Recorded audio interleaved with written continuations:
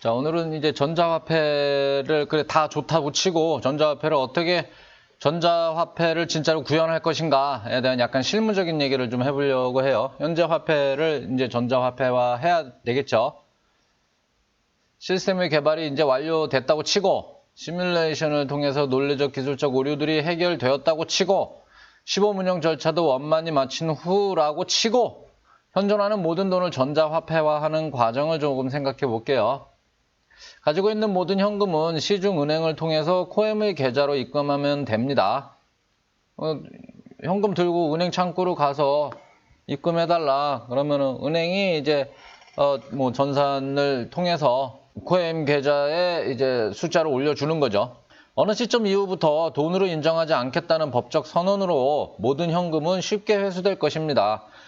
뭐 일단 눈에 안 띄는 입구에 있었던 현금이야 그냥 무용지물이 되는 거지만 또 눈에 보이는 현금은 일단 가져다가 은행에다 넣겠죠. 누구도 돈을 그냥 버리려고 하는 사람은 없을 거예요. 회수된 현금의 액수와 코엠 계좌에 기록되는 금액의 합계는 정확히 일치할 것이고 요거는 현금 액수를 그대로 코엠 계좌에 계상한 거니까 일치하죠. 그 다음에 회수된 현금은 다시 밖으로 나갈 수 없도록 폐기 처분합니다. 왜냐하면 괜히 복잡해지니까요. 이제 현금이 다시 나가게 되면은 재입금이 될 수도 있는 거고 아중법으로다가 잊고 지냈던 현금 다시 회수합니다. 이러면 막 골치 아파지잖아요. 시중은행이 한국은행에 갖고 있던 계좌상의 원화 예치금도 모두 코엠의 계좌로 이전하며 이 역시 금액은 정확히 일치할 것입니다. 시중 금융기관에 예치된 돈 중에서 수시 입출금이 가능한 계좌를 제외한 모든 형태의 예적금은 모두 각 예금주의 코엠 계좌로 이전시켰다가 다시 시중 금융기관의 코엠 계좌로 이체합니다. 왜 왔다리 갔다리 하냐 하면은 이때의 모든 이체 과정은 일회성 특별법을 제정해서 특별히 각 예금주의 승인 절차 없이 데이터상에서 일괄 처리합니다. 그 청구서를 승인하는 걸로다가 실제로 지불이 이루어진다라고 했지만은 요 경우는 매번 그렇게 하면은 어느 세월에 이 전자화폐화가 되겠어요. 그냥 초기 한 번만큼은 이제 일괄 처리하는 그런 장치를 두자는 얘기예요. 각 예금주의 입장에서 달라지는 것은 아무것도 없고 따로 해야 할 일도 없지만 코엠의 계좌상에 해당 금융기관으로 돈을 이체한 이력을 남기는 겁니다. 얘기가 사실 조금 한참 생각하고서는 이런 거 얘기를 한 저를 그대로 따라오시긴 어려울 거예요. 이미 기존에 있던 것도 아니고 제도도 아니고. 그러니까 일단은 그냥 편하게 들으세요. 이건 앞뒤를 맞추려고 많이 고민하시면은 아마 조금 복잡해지실 거고. 각자의 적금이나 부금 및 예금 그리고 증권사나 보험사의 예치금 등은 모두 이런 과정을 거쳐서 각 예금주가 각 금융기관에 돈을 건네고 금융상품을 산 기록을 남기게 되는 것입니다. 그러니까 예금, 적금이라는 거는 전부 맡긴 사람들이 가지고 있는 돈이고 이거는 실제 하는 돈이에요. 실제 하는 어떤 가치로서 존재하는 돈이에요. 이거를 기존에 은행 계좌에 남아있던 거를 일단은 코엠 계좌로 은행으로 다시 들어갈 건데 코엠 계좌로 넣었다가 은행으로 들어가는 과정을 거칠 거예요. 이후에는 그냥 전과 똑같이 체결된 계약에 근거해 각 금융기관은 각 예금주가 원하는 시점이나 계약 만료 시점에 코엠상에서 돈을 돌려주면 되는 겁니다. 예금에 이자를 붙여서 돈을 돌려줘야 되잖아요. 그 시점에 그냥 돌려주면 되는 거예요. 이거는 코엠상에서 처리를 하면 되는 거예요, 그냥. 약간 복잡한 것이 이제 시중 은행이 예치됐던 요구불 예금, 그 수십 출식 예금 있잖아요. 이 경우인데 코엠의 체제에서는 그 각 예금주는 더 이상 은행의 숫자를 돈으로 인정하지 않습니다. 은행의 숫자로 거래처에 지불을 해봤자 인정받지 못해서 그래요. 물론 은행이 코엠 이체를 보증하면서 은행의 숫자를 이전받는 것도 변제로 여겨질 수 있겠지만 코엠상의 거래 내역이 존재하지 않게 되므로 거래 내역의 이력이 비게 되고 구매한 상품에 대한 법적인 소유권을 주장할 수 없게 되니까 재판매가 곤란해집니다. 그래서 실제로 처벌받을 일은 없다 하여도 문제의 소지가 다분한 형태로 지불을 받을 리 없기 때문에 은행의 숫자로는 더 이상 이제 거래가 일어나지 않아요. 누구든지 모든 예금을 코엠의 계좌로 이체시켜 줄 것을 요구할 것이기 때문에 은행이 고객들의 인출 요구에 대응하기 위해서 갖고 있는 돈을 지급준비금이라고 합니다. 이거를 앞에 이미 언급했듯이 중앙은행으로부터 각 은행의 코엠 계좌로 이미 이체는 되어 있어요, 이게. 근데 모자라는 거죠. 전체 예금의 8% 정도밖에 안 갖고 있으니까, 은행은. 하지만 은행들은 예금주들이 입출금용으로 잠시 맡긴 돈 중에서 7%만을 현금으로 보유하고 있기 때문에 고객들 계좌상에 찍혀있는 금액의 93%는 실제로는 존재하지 않는 돈이고 비율은 국가별로 다릅니다. 사실상의 뱅크런이 발생하게 된 거예요. 이거는 그 예적금도 사실 여기에 포함되는 거는 맞는데 여하간 이걸 어떻게 처리하느냐에 대한 문제니까 뭐 자세한 그 디테일은 조금 논의를 하고 어떻게 돌아갈 것인가에 대한 그 개념 부분만을 챙기자고요, 우리는. 일단 일회성 특별법을 제정해가지고 코엠의 특수계좌를 하나 설치해가지고요. 그 계좌는 마이너스로 계산하는 것이 가능하도록 하자고요. 은행들이 대출채권과 연계해서 은행들의 자금을 이체해주면 됩니다. 예를 들어서 생각해보면 뭐 땡땡은행은 수실 입출금용 계좌를 보유한 고객이 1천만 명이고 그 예금 총액이 10조 원이라고 해보자고요. 근데 이건 수시 입출금이든 그 정기적금이든 그거는 상관은 사실 없어요. 없는데 땡땡은행은 기존 한국은행의 지급준비금 계좌에 수시입출금 계좌용으로 7천억 원의 지급준비금을 보유하고 있었고요. 이제 한국은행은 사라지고 7천억 원은 땡땡은행의 코엠 계좌로 이체가 된 상태죠. 근데 10조 원을 일단은 10조 원의 고객 코엠 계좌로다가 돈을 이체를 시켜줘야 되는데 7천억 원밖에 없는 상태가 된 거예요.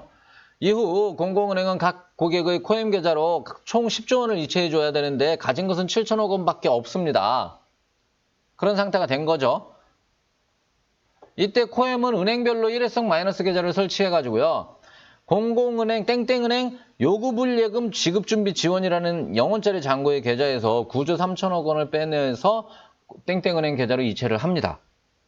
허공에서 돈이 튀어나왔죠. 9조 3천억 원이. 근데 그 미국의 연방준비위원회가 그 연방준비 은행들을 통해 가지고 어떤 그 프라임 모기지 채권을 사들였듯이 그거는 이제 악성 채권인데 사들인 거고 이거는 이제 건전한 채권을 이제 사들일 거예요, 이걸. 이때 땡땡은행의 모든 대출 채권은 회수되는 대로 일정 비율씩 자동으로 땡땡은행 요구불예금 지급준비 지원 계좌로 이체되도록 자동으로 이렇게 이체되도록 설정을 하는 거예요.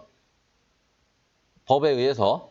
이제 땡땡은행 요구불예금 지급준비 지원 계좌의 잔고는 마이너스 9조 3천억 원이 되었고 땡땡은행의 계좌 잔고는 10조 원 더하기 저축성 계좌용 지급준비 금액이 되어 있어요. 자, 저축성 계좌용 지급준비 금액은 이거는 고객들 돈을 맡아놓고 있다가 고객들한테 돌려준 게 아니라 코엠에 퉁치고 들어와서 다시 은행 코엠 계좌로 들어와 있기 때문에 이 부분은 그냥 은행이 가지고 있는 거죠, 지금. 그래서 땡땡은행의 계좌 잔고는 그 수시 입출금식 돈을 돌려주기 위한 10조 원이 이제 그 지급준비 지원 계좌로부터 온 10조 원이 있고 그 다음에 아까 그 저축성 수시 입출금 외에 저축성 예적금으로 맡아놓은 돈이 있죠. 근데 이 돈이라는 거는 저축성 계좌용 지급준비 금액에 해당하는 돈인 거예요. 이 돈이 만약에 예적금으로다가 1조를 받아뒀다 그러면은 실제로 대출은 10조가량이 나가 있거든요. 근데 그 10조 원의 대출은 사실은 이쪽에 그냥 속해 있을 거거든요. 그래서 돌려주고 나면 여하간에 그 예적금으로 맡긴 사람들 금액에 해당하는 돈 전체가 일단은 이 은행의 계좌로 일단은 가지고 있게 되는 거죠. 그 수시 입출금 기능은 은행은 이제 더 이상 그런 기능은 없어요. 그냥 맡아둔 돈으로 대출을 돌려서 그 예대 마진으로 먹고 살게 되는데 이 맡아둔 돈보다 상회해서 대출이 나가지 못하게 되는 거예요. 그 상회한 대출금 그러니까 처음에 이제 그 은행이라는 게 처음 생겼을 적에 금을 맡아두고 그 10%만 가지고 있으면 나머지 90%는 돌려서 이익을 낼 수 있었다라는 얘기를 했잖아요. 근데 이제부터는 그거는 못 하는 거예요. 오로지 들어온 돈으로 그 한도 내에서 대출이 나갈 수 있게 되죠. 코엠 체제 하에서는. 요 들어왔던 10조 원은 예금 고객들의 계좌로 바로 이체되고 맙니다. 그래서 땡땡은행의 잔고는 저축성 계좌용 지급준비 금액만이 남게 되는데 그러니까 아마도 그 예전 같으면은 만약에 예적금이 1억 원이 1조가 들어왔다 그러면은 대출이 아마 10조가 나갈 수 있었어요. 근데 이제 그 코엠 체제 하에서는 예적금이 1조가 들어온다 그러면 대출이 9천억 원밖에 못 나가게 되는 거예요. 그러니까 은행이 그 어떤 신용화폐를 발행하는 역할이 이제 사라지게 되는 거죠.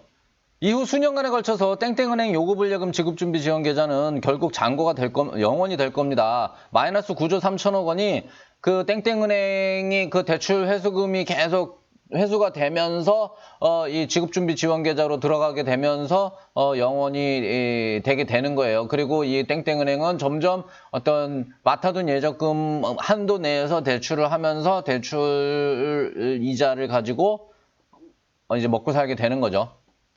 그래서 결국 이 요구불예금 지급준비 지원이라는 요런 제도는, 요런 계좌를 운영하는 제도는 그 역할이 수년 만에 끝나게 돼서 역사 속으로 사라지게 됩니다. 일회성이니까요. 그 밖에 기발행되었던 어음이나 수표 등 개인 간의 거래증권으로서 사실상 통화 역할을 했던 것들은 은행 입장에서 특별히 달라지는 것 없이 기존대로 매입해주면 그만이고요. 은행에 매입하기 어려운 저신용의 어음들은 그 어음들이 애초부터 통화의 기능을 하지 못했기에 사회적 영향도 없으니까 고려할 것도 없이 그냥 기존대로 당사자들끼리 해결하면 그만입니다. 어차피 몇 개월이면 모두 소진되고 말 것들이에요.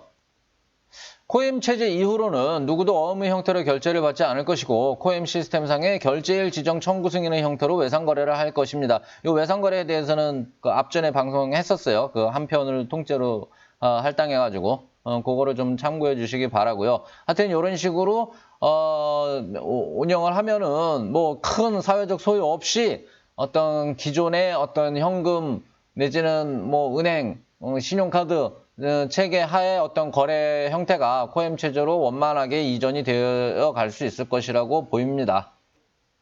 그 한편으로는 복잡하게, 한편으로는 성의 없이 이렇게 쭉 얘기가 쭉 진행되어 온 것처럼 여겨지는데요. 왜냐하면 이 부분은 약간 어떤 실무적인 부분이기 때문에 그냥 그 기존의 화폐가 이제 전자화폐로 무리 없이 코엠 체제로 무리 없이 이전되어 오겠구나 이렇게 생각하면 그 정도로 충분하다라고 생각하기 때문이에요. 어떤 실무적인 부분은 이제 좀 전문가들이 모여 앉아가지고서는 빈틈을 좀 메꿔야 되고 그 다음에 구체적인 플랜을 짜가지고서는 해야 되는 내용이지 일반인들이 그 표면의 뒤에서 일어나는 어떤 복잡한 부분을 굳이 이해하고 있을 필요까지는 없어요. 우리가 텔레비 방송으로 어떤 쇼프로나 드라마를 재밌게 보면 재밌구나 하고 보면 되는 거지 이 텔레비전의 원리라든가 뭐 브라운관의 원리라든가 이런 거를 꼭 알고서는 그 텔레비를 봐야 재밌는 건 아니잖아요. 뭐 그런 정도로 여겨주시면 고맙겠습니다. 다만 이 이야기들이 그 좋긴 좋지만 뜬구름 잡자는 얘기가 아님을 현실적으로 이렇게 무리 없이 플랜을 짜서 원만하게 이전되어 갈 수 있음을 논증하기 위해서 제가 일부러 넣었던 장이에요. 챕터예요.